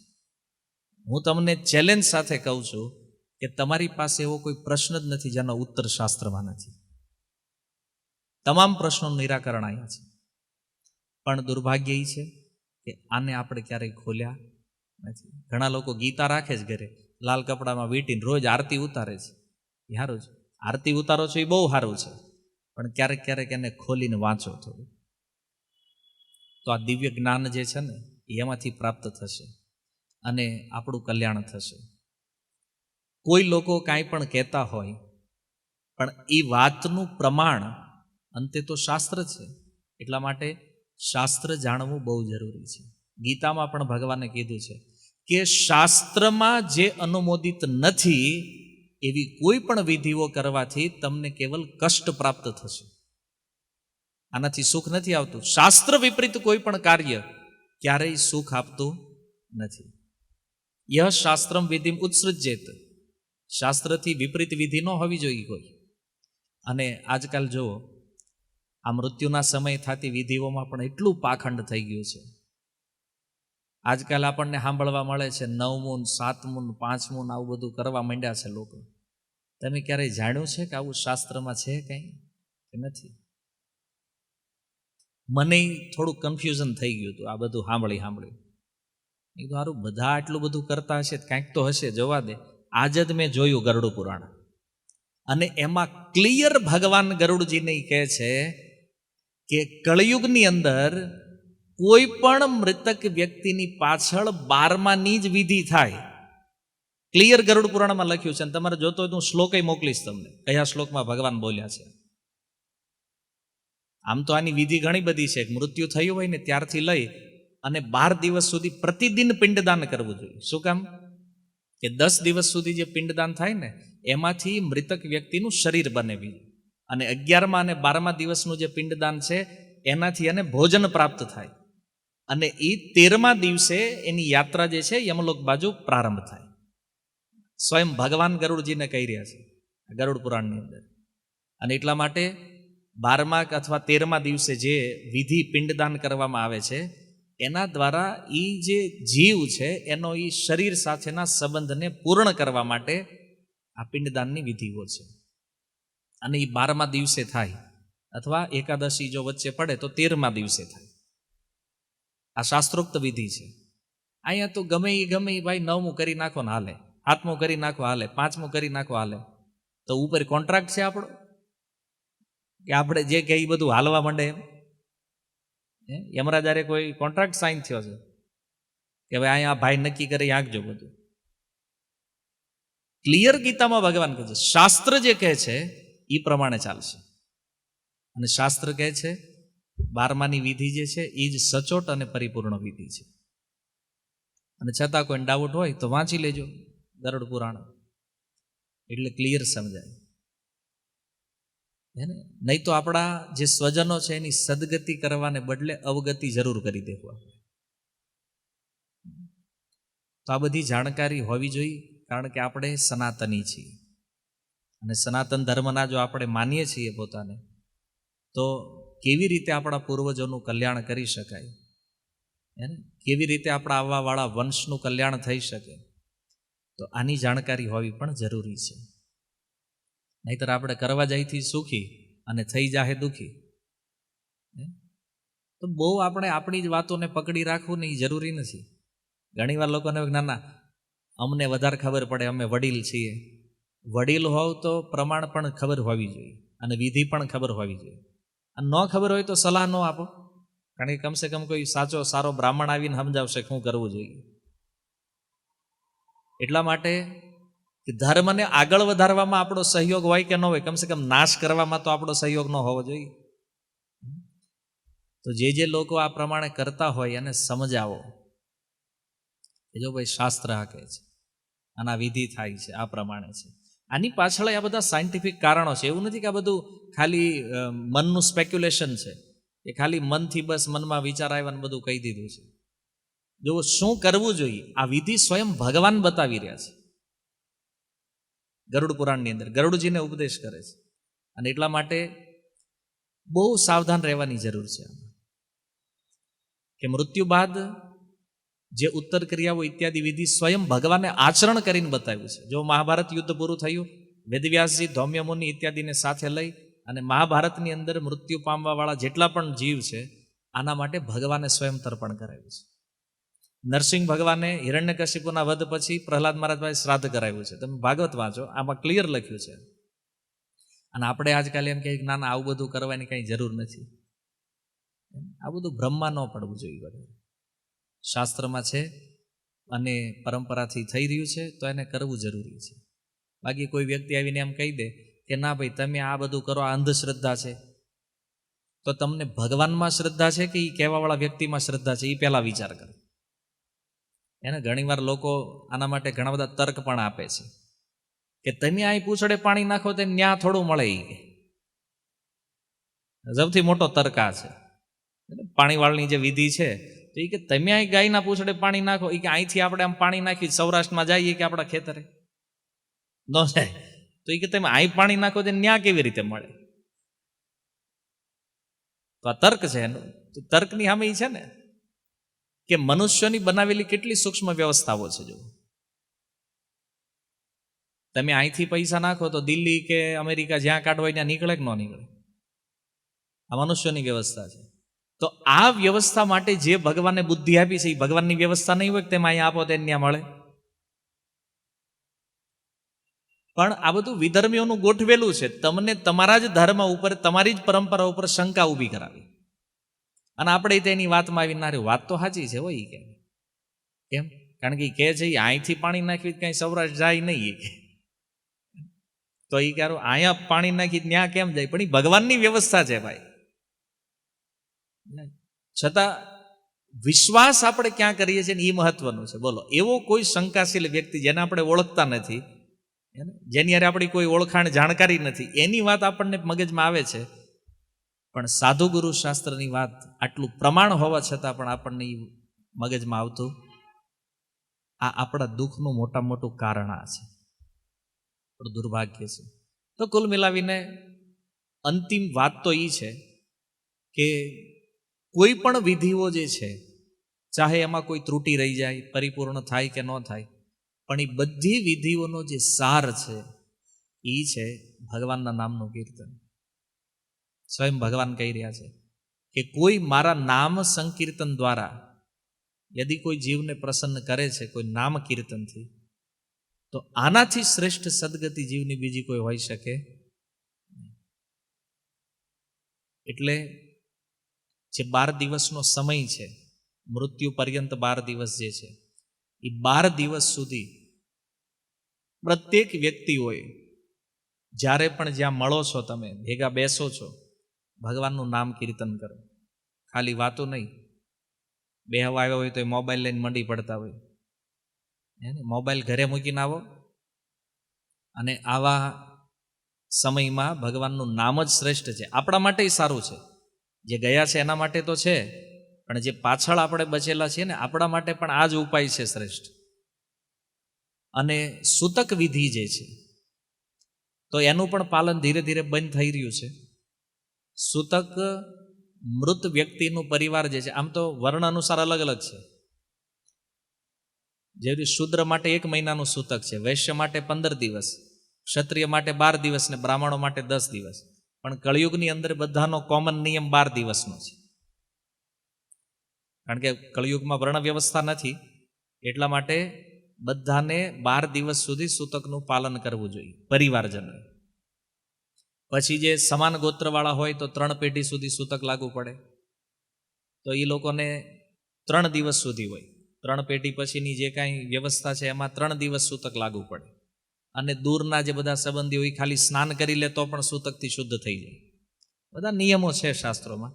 તો આ કોઈ અંધશ્રદ્ધા નથી, આપણી પાસે સમય નથી, નહીં તો હરેક વસ્તુના જે સાયન્ટિફિક કારણો છે આ શા માટે છે આ બધી વસ્તુઓ એ પણ સમજવા જેવું છે. અને હવે વાતો ઘણી બધી છે શાસ્ત્રોમાં, ઓછા સમયમાં બધું કહેવું સંભવ નથી. પણ ઇન શોર્ટ એટલું સમજી લ્યો કે જે કાંઈ વ્યવસ્થાઓ છે એ કોઈ અંધશ્રદ્ધા નથી, એક પૂર્ણ સાયન્ટિફિક પદ્ધતિઓ છે. આની પાછળ એક વૈજ્ઞાનિક કારણો છે. આપણે ન જાણતા હોય એનો મતલબ એવો નથી કે આ અંધશ્રદ્ધા છે. ન જાણતા હોય તો આને સમજવાનો પ્રયાસ કરો. આ પરંપરાઓ શા માટે બની છે, શાસ્ત્ર શું કહે છે, અને આના દ્વારા આપણે આપણા પૂર્વજોનું, આપણું પોતાનું અને આપણા આવ્યાવાળી પેઢીઓ જે છે એનું પણ કલ્યાણ કરી શકીએ છીએ. તો અંતિમ વાત જે છે અહીંની એ છે કે જન્મ મૃત્યુ જરા વ્યાધિમાં આપણે છીએ. જન્મ આપણો થઈ ચૂક્યો છે, જરા વ્યાધિને ભોગવી રહ્યા છીએ અને મૃત્યુ ભવિષ્યમાં આવવાનો છે. તો એ મૃત્યુથી બચવું હોય સીધો અને સરળ ઉપાય છે ભગવાનનું નામ સંકીર્તન. હરે કૃષ્ણ કૃષ્ણ કૃષ્ણ હરે હરે, હરે રામ રામ રામ હરે હરે. એટલા માટે કોઈ સાંપ્રદાયિક ઝઘડામાં પડ્યા વગર અમે આ સંપ્રદાયને માનવી છીએ, ઓલા ધર્મને માનવી છીએ, આ ગુરુને ગમે એને માનતા હો, તમારી શ્રદ્ધા ક્યાંય પણ હોય એની યારે કોઈ મતલબ નથી. તમારી ઈચ્છા જો મુક્ત થવાની છે તો ભગવાનના નામનો આશ્રય લો, આવું શાસ્ત્ર કહે છે. આ સરળ અને સચોટ ઉપાય છે. હરે કૃષ્ણ. શૈલ પ્રભુપાદ કી નિતાઈ ગૌર પ્રેમાનંદ.